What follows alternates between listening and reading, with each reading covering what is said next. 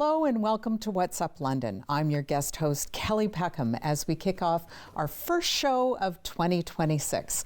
Now, we have a fantastic lineup today, from national sports traditions and nature education to innovative fitness and an unforgettable night of big band music. There's so much happening in our city, and we're really excited to share it with you. Now, we're starting with a celebration of one of Canada's most iconic sports and the community that keeps it thriving. Joining us today are Brenda Rouse and Cheryl McMurray, co-conveners of Curling Day in Canada, to chat about how this sport brings together athletes, coaches, volunteers, and fans across the country. And they're all united by a love of the game and a lifelong connection that it creates. Now, a few other fun things are here as well. Can't wait to hear about it. Welcome to the show. Thanks, Kelly. So, Curling Day in Canada. Brenda, tell me kind of about the bonspiel that's happening in celebration of that. Okay, so we represent the London Curling Club, which is just around the corner on Lyle Street. And on Saturday, January 31st, we're hosting a bonspiel that we're encouraging anybody who loves the game and wants to come out and participate, that they gather together one or two people that would like to try the game or have curled a little bit and have never been able to curl in a bonspiel, put together a team, or we're also welcoming people, just single entries, and we'll put together the teams for them, play 2 6-in games and have lunch. It's $50 a person, very reasonable. It's a great opportunity to participate in Canada's other ice sport. So this isn't cutthroat competition. This is community. Try it out, see if you like it, find out what we're all about. That's kind of the spirit of what you're doing. That's the spirit of what we're doing. It's the second year that we've hosted and participated in Curling Day in Canada. It's sponsored by Curl Canada. And then at lunchtime, we're going to, at 1 o'clock, we're going to be having the big shootout. Oh, and that's your specialty. So tell me about the big shootout. What's the premise behind it? Okay, the big shootout, it's pretty exciting. It's a national event on Curling Day in Canada, and each club that chooses to participate, their club members try to get as many rocks on the button in 30 minutes as you can. So we have about 20 members who will shoot the rocks. We have sweepers, we have an excellent videographer, we have a couple of skips lined up, and as one person throws their rock in one particular handle, as it gets halfway down, we have the next person lined up to throw their rock, the other handle, and we do as much as we can in the 30 minutes. And if someone gets the rock over the pin, they no longer can shoot, they move to sweeping, and I think that keeps it so that exciting. I guess, yeah, exciting, and no one brings in a ringer, really. Yeah, okay. And so what's the end game here? I mean, this is happening all across the country, isn't it? Yes. People can compete. Actually, you could try it as many times as you would like in one day, but we do the 1 30-minute between the bonspiel, and the prize is a $5,000 facility grant. And our club, it's an older club, and we really could use the $5,000 grant. And it's just fun. Everybody last year had a great time, and it was just a lot of fun. And you have fun and meet people, and right? We have fun and meet people. It's traditional. When you start your game, you shake hands with your opposition. When you finish the game, you shake hands whether you won or lost and congratulate. And then everybody gathers in the lounge for at least an hour afterwards, shares a drink maybe, some conversation. And I found you meet people from all walks of life with very interesting backgrounds. And oh, that's wonderful. It's really good. Well, check out what's happening. See if you can get out. It sounds like it's not going to be highly competitive. You might have a few sore muscles the next day for trying some things you haven't done before. Thank you very much for being here, both of you, and have a great time at the event. Thank you, Kelly. We'll be right back.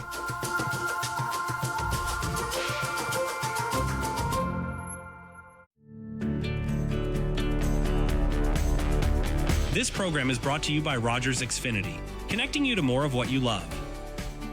Visit Rogers.com for more details. Carbon monoxide is a deadly gas you can't see, smell, or taste. Homes with fuel-burning appliances and/or attached garages must have working CO alarms installed outside all sleeping areas. Don't let the silent killer get you. Install working CO alarms today. Check it out. Now, more Ontarians qualify for the Ontario Electricity Support Program. That's right. You could get a monthly credit on your electricity bill. Apply at oesp.ca. You start smiling. Crawling with something in his mouth. I'm trying to open my eyes, but you know what? That's how they are. They're just small. Tink, tink. My name is Ryan Dyson, and I drive the number 28 Superstock at Delaware Speedway and across Ontario all summer long. You can check out our YouTube series right here on Rogers TV. Wednesdays are for the Nationals. Watch live coverage of the London Nationals home schedule on Rogers TV. Catch the action Wednesday nights at 7 p.m.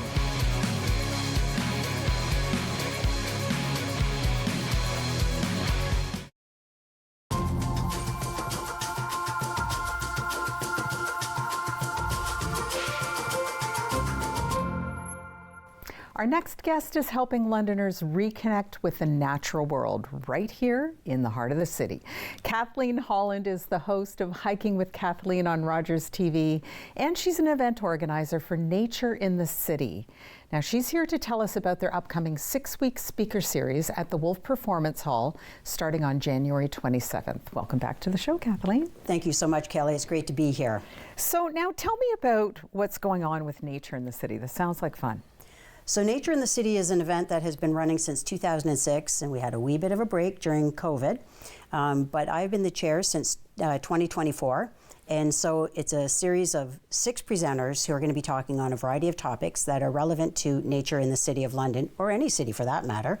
And so we're kickstarting it off on January 27th. And I'm really excited the way that this is kicking off this year, because we have Kevin Callan, who is a person who has his own YouTube channel called KC Happy Camper.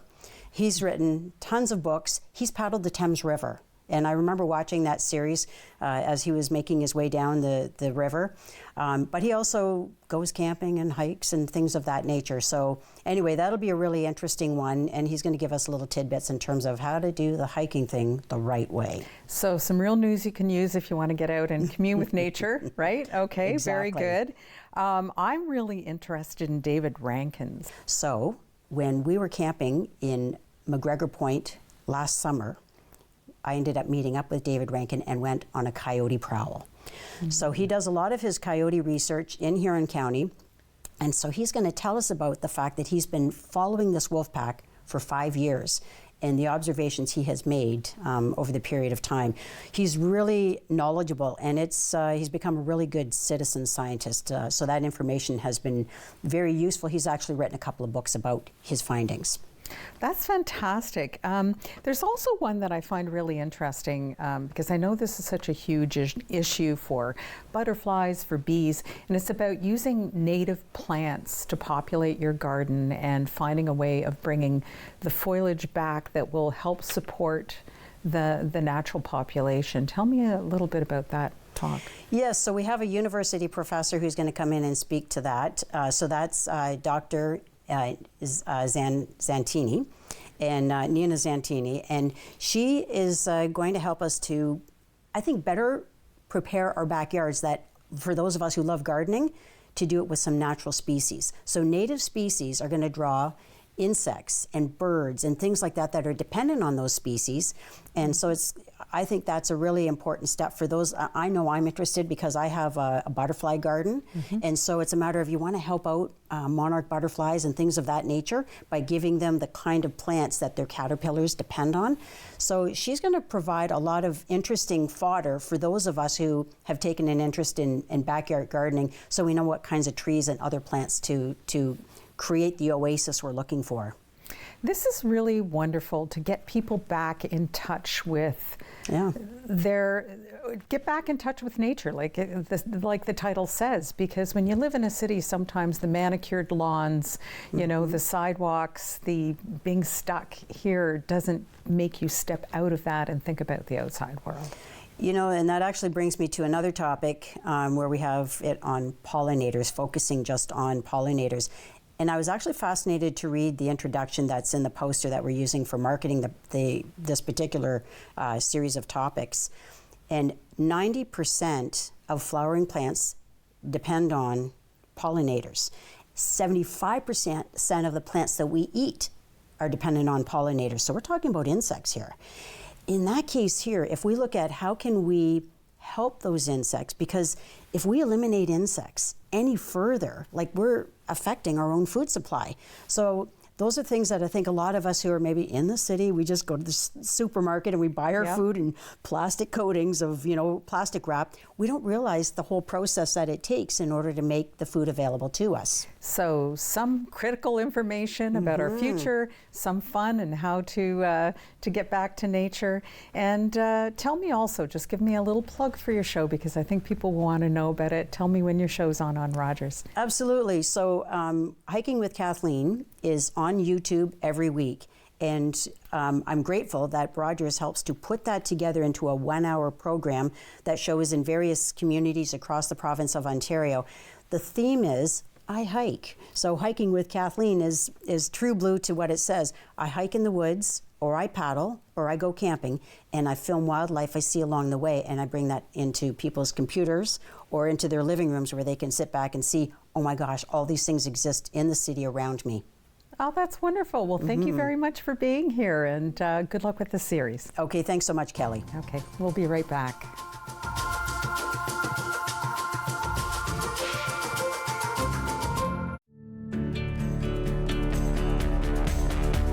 This program is brought to you by Rogers Xfinity, connecting you to more of what you love. Visit Rogers.com for more details. Check it out. Now, more Ontarians qualify for the Ontario Electricity Support Program. That's right. You could get a monthly credit on your electricity bill. Apply at oesp.ca. In The Paint Box, host Jane Roy puts a spotlight on various aspects of the vibrant visual art community in the City of London. The Paint Box, Mondays at 5:30 p.m. Hi everyone, my name's Emily Febri. I'm also known as Ranger M. I'm an environmental communicator and educator, and I get to talk to a lot of different people about all things nature and conservation. I love to knowledge share, and that's what I want to do with you. So come on, let's go learn with Ranger M. Think it's okay to drive high? Think again. Drug-impaired driving is as illegal as drunk driving, and in Ontario, the penalties are the same. If police suspect you're driving under the influence of drugs of any kind, or a combination of drugs and alcohol, and you fail a roadside test, your license will be suspended immediately for up to 30 days. You'll pay a penalty of $198. And you can be charged with a criminal offense of impaired driving, the same as alcohol. Driving high is never okay.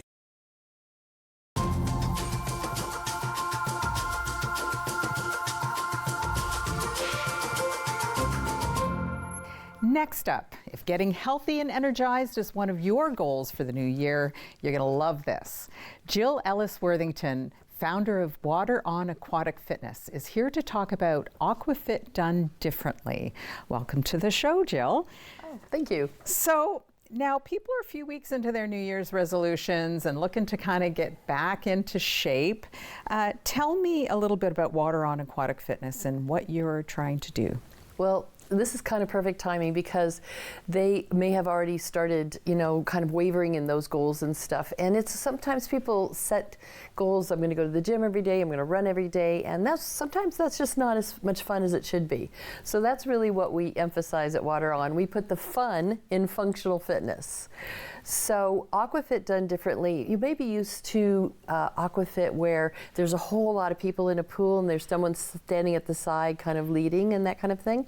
That's not my business model. Okay. I'm in the water with a very small group of people, up to 9 maximum, usually kind of 4 to 6, sometimes 7. And I'm leading in the water, making sure I could go around to each person and make sure that everybody's doing it safely and correctly, so they're getting the best workout and having no risk of hurting their shoulders or knees or anything like that. So that's why it's different, AquaFit done differently. Plus, we just have a lot of fun. We end up laughing so much, and we have great playlists and all of that sort of thing. So well, and what I love about AquaFit, of any AquaFit, is that you're not sweating. Like, you are cool the whole time that you're doing it, and you can challenge yourself, but you don't have that impact, right? Well, and that's the great thing. You probably are sweating if you're working hard, but you don't, it doesn't feel like it does on land. We try to drink a lot of water to make sure that we're replacing that. But when we're in the water up to around our waist, we're losing 50% of our gravity. And when we're in up to our shoulders, we're losing 90% of our gravity. So we're not impacting our knees and our hips and our joints in the same way, but we're still getting great resistance. So that's really, it's a magic combination. So when you're doing these classes and people attend for a while, can they increase their resistance? Do you have devices you can use to do that? Absolutely. We have so as I said, the water is our best and first resistance, but we use smiles. They're foam smiles too, and then we can use little barbells. There's cuffs that we can use. There's lots of ways, gloves to increase that resistance. Noodles are great. Those are fun. Everybody loves riding the noodle. We sit on the noodle like a bicycle, and we ride around in the deep end, and that's a blast. So, and the other great thing about AquaFit is that it can be for any age and any fitness level. Isn't that true? Absolutely. We have people that have not worked out in years, up to people who are, very regularly work out. People from, in my classes, we have people from sort of starting in their 40s up until probably their 70s. But it's great to start thinking about your functional fitness way before you need it. Now, functional fitness is a little bit different because going to the gym or doing any kind of workout for any reason is fabulous. But getting a six-pack, that being your goal, is different than having independence for life. And that's what functional fitness does. We work on strength, flexibility, balance, and endurance so that we can get in and out of a car. We do squats so we can get in and out of a car and not, have a terrible thing. We do our deadlifts and things so we can pick up our own groceries and put things up on shelves and all of those kinds of things. So it's the idea of having healthivity as long as we have longevity. Oh, that's wonderful. Well, Yeah. Listen, good luck with everything, and I hope people check it out because we all need to stay healthy and balanced and have a little bit of fun on top of it. Great. Okay? I hope they do check it out too, and I hope you'll come and try a class with us. I would love to. Thank you. My resolutions are a little off track, so yes, I would love that. Okay, Great. Thanks very much. We'll be right back.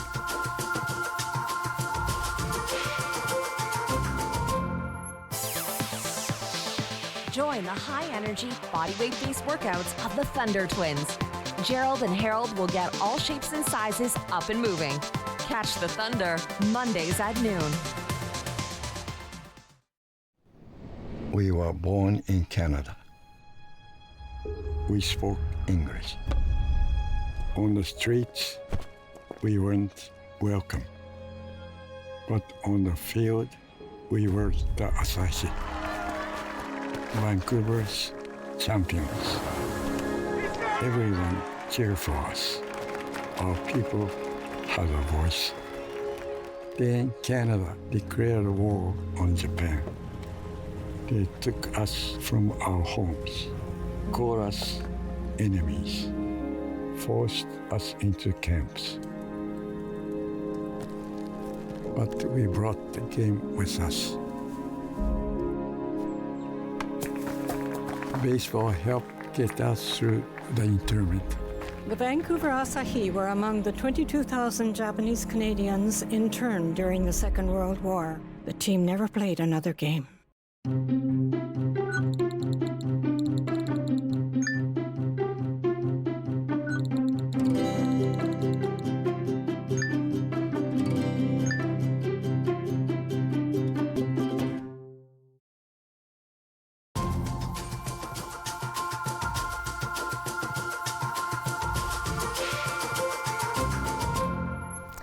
Now, to close out our show, we're taking you back in time to the golden era of big band music, glamour, and dance floor magic. Joining us are DJ Williams, president of Jet Set Event Management, and Doug Banwell, who is the lead alto sax player for BigBandemic.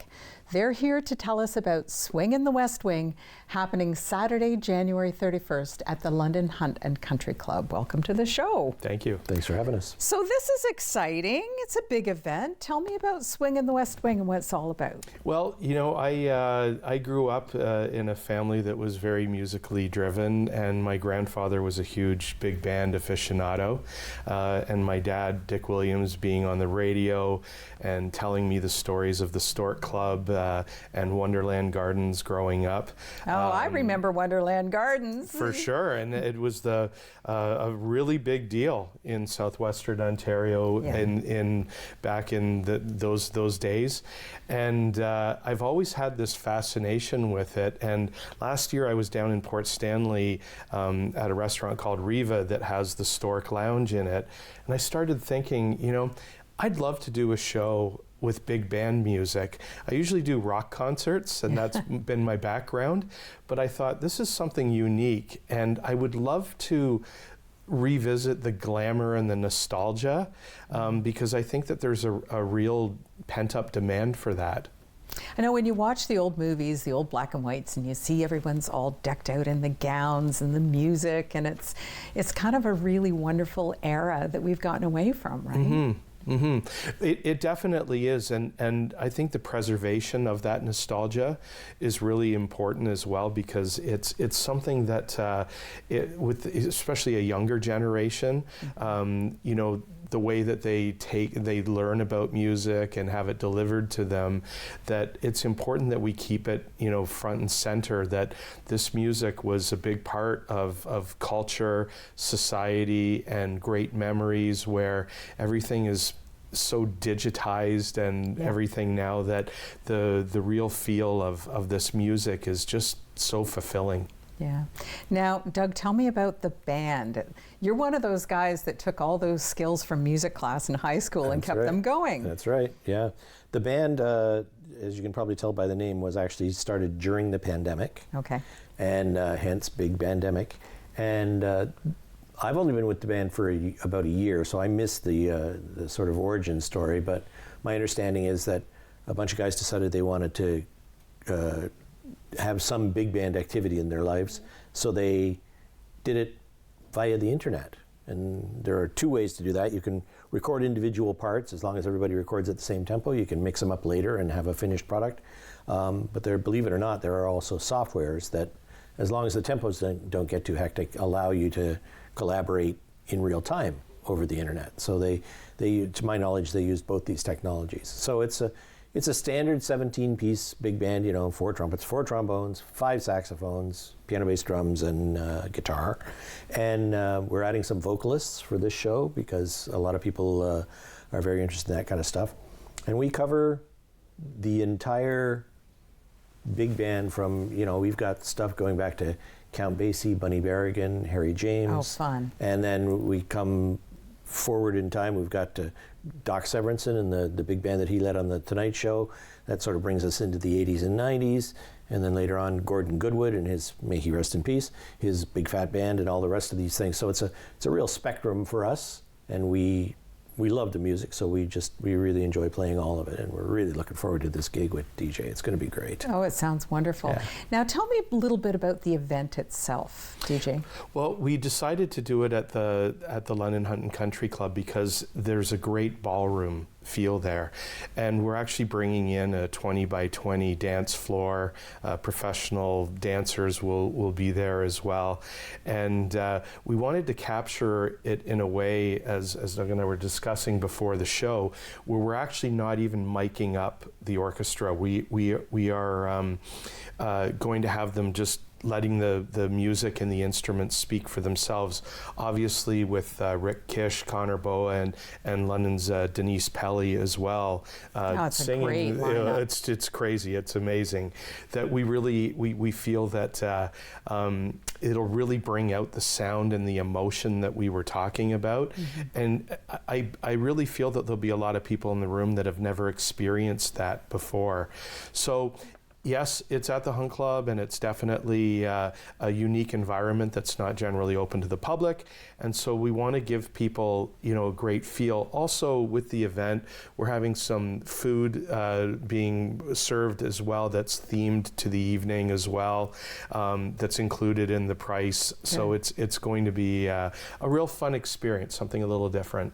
But it's not just exclusively for Hunt Club members. It's open to anyone. Is that correct? That's correct. Yes, I wanted to do it at a space like that to give people a night out, to give people an opportunity to come out to the Hunt Club and experience that.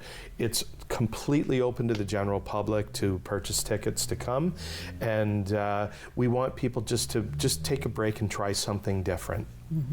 Now, what is you guys are probably going to be nice and fancy, right? You're going to get all dressed up.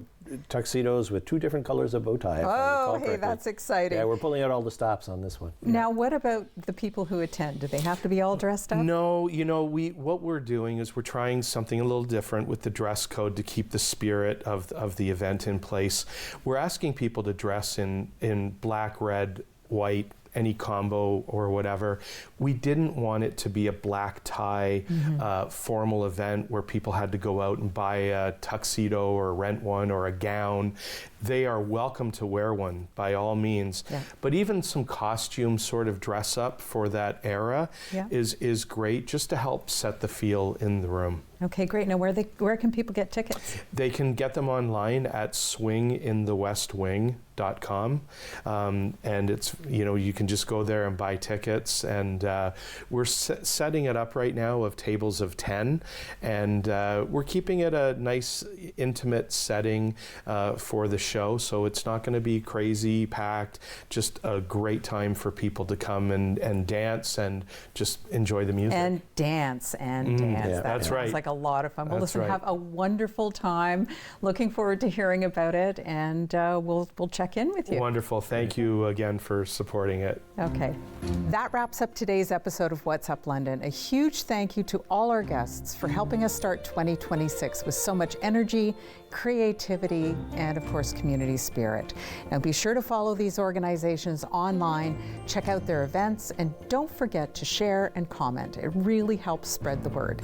Until next time, stay safe, be kind, and we'll see you again soon. Bye.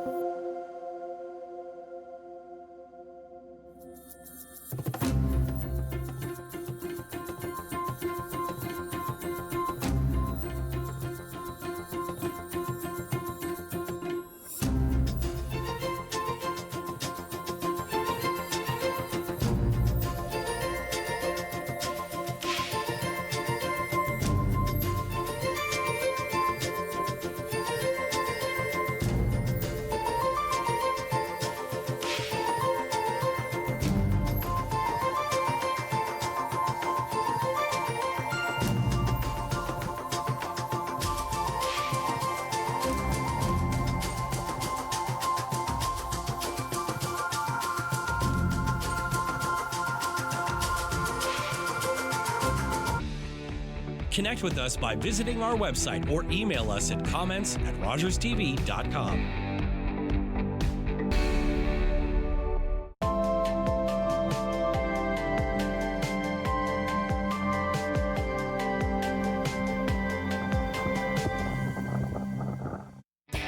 Jeff from Chillin' and Grillin' with Jeff here, and we're back for another fantastic season of Chillin' and Grillin' with Jeff.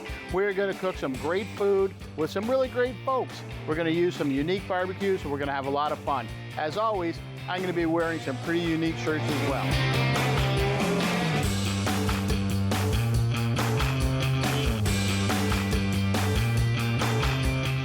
Watch Chillin' and Grillin' with Jeff Thursdays at 7:30. For 25 years, you've been helping to make our roads safer by doing the right thing. You've been the designated driver, you've stayed over,